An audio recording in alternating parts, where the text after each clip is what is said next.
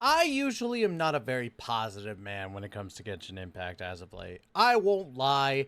I try my best to be positive, but I feel as though sometimes that my patience gets tested with Genshin. I'm happy to say for once, this live stream for 5.8 was not that bad. I thought actually it was pretty good comparatively to the previous live streams that we had where I had to question my sanity and say, why are people touting this to be the best live stream ever? Am I saying that 5.8 special live stream was the GOAT? No. But I will say that I was actually happy with the stuff that it was dropping. And today we're going to talk about it. But before we get into that, make sure to like, comment, subscribe. Don't forget to check out, obviously, Gamer Subs. Use code Tystra for 10% off. Y'all, I'm just saying, Butt Pups Doggy Style is probably one of the best flavors out right now. It's pretty good. Like, I definitely enjoy this as a apple enjoyer. So apple peach flavor is fantastic. And I also carbonated it with my soda stream, so it tastes pretty dang good. Ah, so good. But without any further delay and enough shilling from me, let's go ahead and talk about the 5.8 special live stream. Of course, the banners that we got are as follows. For the Phase 1 banners, we got Ineffa, which is a brand new character, bringing in a off-field electro damage type of character. However, she's also bringing a brand new addition to the elemental reactions, making it so that it seems like nod-krai characters are going to have evolved versions of current elemental reactions. So she's going to be really good with hydro characters and doing electro charge because it's going to be called lunar charge, which basically boosts the damage of all the units in the party, and it also gives a crit up in regards to damage and crit rate. Ooh, man, I did upper body today, and my god, my arms feel like jello. So just trying to readjust here. But yeah, ineffa is pretty dang good. A lot better than I originally thought. However, I don't like the fact, and this is my one pet peeve about this. I don't like the fact that a new elemental reaction is locked behind a character.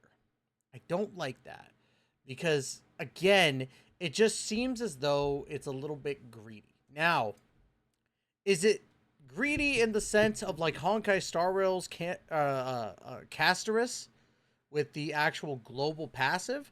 No, but I do feel as though if you're going to make it behind a character, you're basically making it a must summon because with a boosted crit rate and boosted damage, that's pretty insane. So that's my take.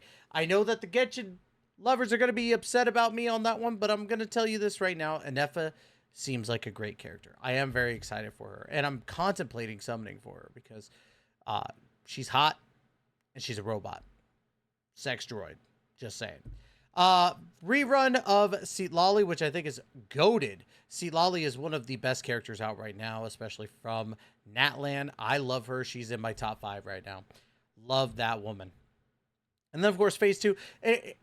I'm going to talk about this first. Phase 2 is going to be Milani and Chaska. Basically, reruns that I thought were going to happen anyway. I had a gut feeling about this, but can we talk about how they worded this at first? At the beginning, they talked about the Phase 1 banners, and then they're like, oh, Phase 2, let's go ahead. We're going to keep it a secret for now. And I'm like, oh, shit. Oh, did they say, like, oh, we're not going to have this player-tested character. We're literally just going to keep this in-house, and we're going to shock everybody? No. They just were like, haha, it's because Milani and Chaska are part of the live stream and we wanted it to be a surprise. Don't do that. I think that was dumb. And that it pissed me off. I won't lie. I was like, bro, I was sitting there wondering, getting excited, and then literally it was just this. So it is what it is. I think that they're both good reruns. Actually, Milani and Chaska work really well with Ineffa. Milani being, well, actually both of these characters being primary or DPSs, and then you have your off-field DPS with the Ineffa. So that's just my take. I think that they work really well. Again, as we talked about Ineffa, she has a off-field DPS type of feel to her.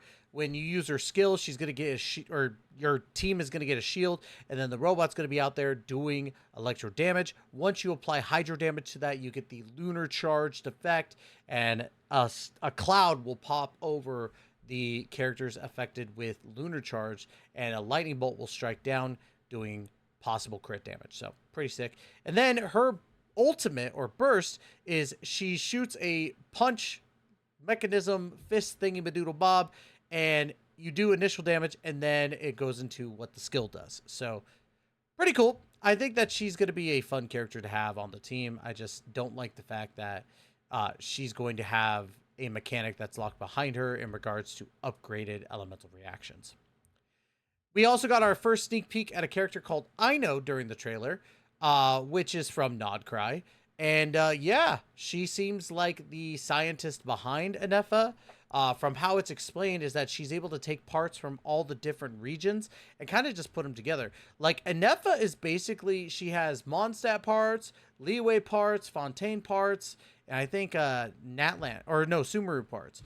I don't know what other parts that she has, but those were kind of like the stuff that they mentioned in a bunch of different screenshots. So we have Ino to thank for that. So thank you, Ino, for making such a hot robot character. The Fractured Halo, which is going to be Ineffa's weapon. We don't know anything about it outside of what it looks like, and it does look cool.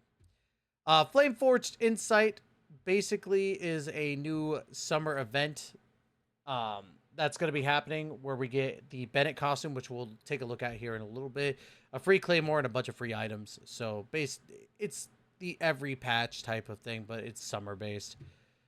We talked about the new reaction here with the cloud, which is pretty sick. We got some new boss enemies. Now, I want to cover this because I had somebody in my comment section take one of my jokes and be all like, nah, nobody really cares. I made a joke about the sombrero cactus enemy, and I was like, that's gotta be racist. You know, obviously just kind of poking fun at people that make it like all about race and stuff. And somebody was like, no, actually it's not. We of Mexican descent love this character. And I go, I was making a joke. Like, I guess it just didn't hit properly. So it is what it is. I take that on the chin. That's me. It's whatever. But the character looks pretty neat. I can't wait to fight it. But yeah, it's a new cactus-like character. This boss, this is going to be a weekly boss. And it looks sick. It's like a giant fat Godzilla. And I am so into that. I want to fight this thing. It looks so fucking cool. So I'm very excited to fight the Bakunawa is how they call it. We got the Archon quest, obviously, as part of 5.8. It's going to go over some of the nod-krai stuff. Dude, the trailer was insane. Like, the trailer had so much going on with the Ineffa that it was like, holy crap. Like, it started out with the summer event, and everyone's like, yippee, yeah. But then as soon as you get into the Archon quest stuff, my god, the tone switch was insane. Then, of course, we got the story quest going on for the summer event. We get Bennett in this. One thing I did notice, I can't remember if it was going to be in the main story or if it's going to be in the story quest, but Bennett's actual, like, what is it? The freaking it's the thing, you know, where you unlock the potential and stuff like that. You don't want to see, or Constellations. That's what it is. I'm so stupid. Bennett's Constellation is part of the story or Archon quest, and it's going to have big implications, apparently, which my boy Bennett deserves some love, man. Bennett deserves the world. This guy is always positive, always has bad luck. I want him to be a big part of the story, to be honest with you. Let's go into the summer event. I don't know why, like, she structured it like this. It's a little weird. I think maybe it was just to go over some stuff. But yeah, so we go into this event. There's actually a couple different events that are part of this. We have the, we have this platformer, which reminds me of an old, like, game I saw the Game Grumps play at one point, but maybe I'm just crazy. Then we have a sniper event that's going to feature Chaska as well, so I think that's pretty sick. This should be a little bit fun. And then we have a Splatoon event, which we're going to be painting objects or seeing how much we could paint comparatively. So I thought that was neat. I love the fact that Genshin just shamelessly could take anything. Now, granted, people are going to be like, but Wuwa does it too. But Genshin does it a lot more, in my opinion. Like, for real, for real. You can't sit here and tell me that they don't do it more often. I'm just saying. But it's cool because I like it. I think that overall, if you're able to incorporate another game's mechanics into your own, I think that's cool. I I don't get mad about it. I'm not mad that Genshin Impact stole Legend of Zelda Breath of the Wild's mechanics. I'm not. I think that it worked out for them. So having a Splatoon event is going to be actually pretty sick. Then of course we got this battle event, but apparently it's going to have music qualities to it. I didn't really get it. I was like, okay, so are we just going to stick into this thing and just it's a button mashing thing? I'm just kind of whatever about it. So we did get confirmation that Yelan is getting her own new outfit as well. So I'm pretty stoked on that. I feel like they reduced her boob size. I feel like they pulled a Rosaria with her, but I don't know. But they upped her thighs. It's just weird. I don't know what to say. I think she looks hot either way though. But that's not the only thing featuring with Yelan here. Yelan actually has a full event where you're going to be doing an investigation, and it's going to take you from like Leeway to Fontaine, and that's where this outfit comes from, is Fontaine. So I'm guessing Chiori is going to take part in this in some way, shape, or form, but who knows? But she is looking more like Xingqiu more and more every time. Like I see her, her hairstyle is exactly the same feature now, and it's the exact same color entirely. So I don't know. I'm still thinking that, you know, Yelan is Xingqiu's. And I don't know if it's confirmed. Let me know if it's confirmed with y'all. We do have a picture event going on as well, so pretty neat. It takes 3 different styles of the picture and 3 different things, so it is what it is.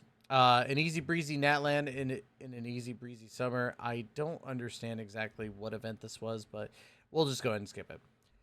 We are getting an update to the music game. So we're getting Natland tracks, which is pretty cool. We got a new piano, the Leaping Spirit piano or keyboard. And we got backgrounds for the charts. So pretty cool. I actually enjoy what people are able to do with like the music stuff on the side. I think it's actually pretty cool. So it's cool that they're getting a new instrument to do more covers of, so I can't wait to see that. Leyline Overflow, pretty standard. We knew that it comes back every season or every update, so it is what it is. More of her outfit for Yelan, so she looks hot. And then, of course, Bennett's outfit, which is going to be free for the summer event, which is really cool. It really fits him for the Natland event, so pretty excited for that. TCG editions, honestly, I'd be surprised if anybody is truly like playing this on the regular. I think that Geniusification has run its course in the virtual space. I am collecting the physical cards, to be honest with you, and my collection's getting pretty good. I'm only missing a few of the regular commons, so yeah. Once I get it updated, I will take you through how much it costs, because my God, the amount of money that it's already cost to like I've gotten how many boxes now? 6, 7 boxes in total. So and only pulled 2 of the grade 4s, which is insane. We went over system optimizations in the developer notes. Honestly, a lot of these are just nothing burgers, in my personal opinion. The harvest tracker is actually pretty dope, but outside of that, it is what it is. We talked about the new map, Easy Breeze Holiday Resort. It is a permanent area, but the actual event stuff, you can only play during this update. So make sure you get all the event stuff done, and then you can come back and farm this area.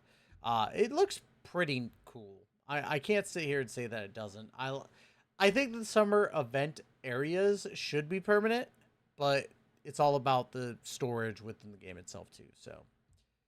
And then, of course, we got the offline events, the Teyvat Expo in Paris, which I'm not going to be able to go to, which sucks. We got Hoyoverse coming up, and a Secret Labs collab, which actually I'm pretty much looking forward to, because honestly, I want to get a brand new desk. I hate the fact that I'm saying that, because I did get this desk, and it's cool, but it's like super crowded, and I kind of want something more open. I don't know what I was thinking with this desk. Plus, it might be a little bit more stable for Bertha here. You know, need something to stabilize her a little bit more. So, might end up going for the desk. If you guys want to donate to the fund, it'd be great. Because those desks are Not cheap. Not cheap at all. And then, of course, we got a preview of nod-krai. We got this character who is high F. Like, I hope they don't nerf her in the assets department, because my God, is she hot. Now, we did get confirmation it's not in these, like, still images. You can't really tell.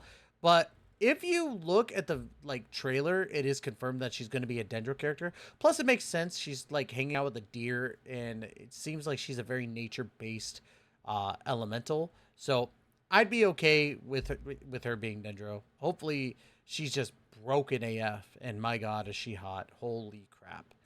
So, overall, I think that, to me, when I looked at these two different live streams between 5.8 of Genshin and 2.5 of Wuwa, I will say that I think Genshin won this one. And the reason being is because, well, they're getting ready for 6.0. We're getting ready to go into nod-krai, so it makes a lot of sense for Genshin to pull out all the stops and get ready for nod-krai in general. I do think that Wuwa is, in my opinion, I don't want anybody in Genshin getting all mad at me because it happens every single time. I think that Wuwa is still the better game. However, presentation-wise for live streams, I think that Genshin is still hitting it out the park. Overall, I would rank this live stream a 7 out of 10. I think that it was good. Definitely a step in the right direction in regards to presentation. They need to do better on their quality of life updates. And I don't want the new elemental reactions behind characters. I think that that's a horrible idea. It's going to drive sales up for sure, but I think it's just a horrible idea in general. But what do you guys think? Let me know in the comments down below what you think about the newest update. Are you excited for ineffa, or are you excited for the reruns? Are you excited for the events and the new Benny costume? I definitely am for sure. But that's going to be it. Love you guys to death. And of course, as always, we will catch you in the next video. Please take care and be safe.